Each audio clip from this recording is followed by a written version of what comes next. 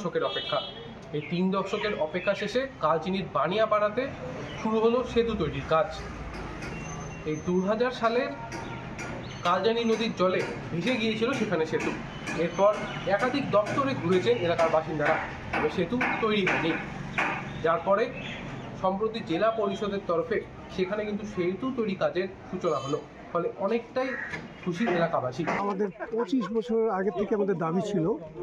এর আগে 2004-এ আমাদের একটা ব্রিজ হয়েছিল, কিন্তু ওই ব্রিজটা অধরা থেকে গেল আমাদের।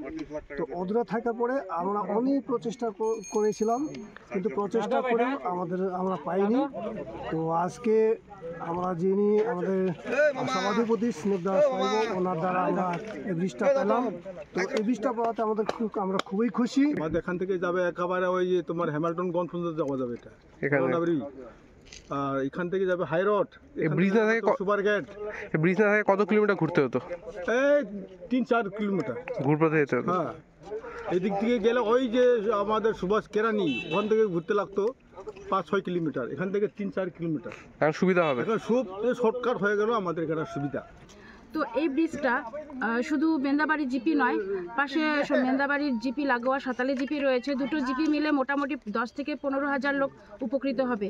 এই ব্রিজের এই সেতুটার উপরে ডিপেন্ড করছে মানুষের জনজীবনের জনযাত্রা বলো, এবার ওদের জনজীবন যেভাবে কাটছে, ওদের বাজারঘাট থেকে শুরু করে স্কুল, কলেজ, হসপিটাল সব কিছু কিন্তু এই ব্রিজের উপরে, কারণ এটা খুব শর্ট হবে রাস্তাটা যদি এই সেতুটা কমপ্লিট হয়ে যাওয়ার পরে।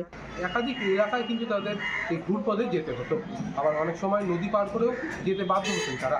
সেতু হলে অনেকটাই সুবিধা হবে বলে জানাচ্ছেন কালচিনির বানিয়াপাড়ার বাসিন্দারা।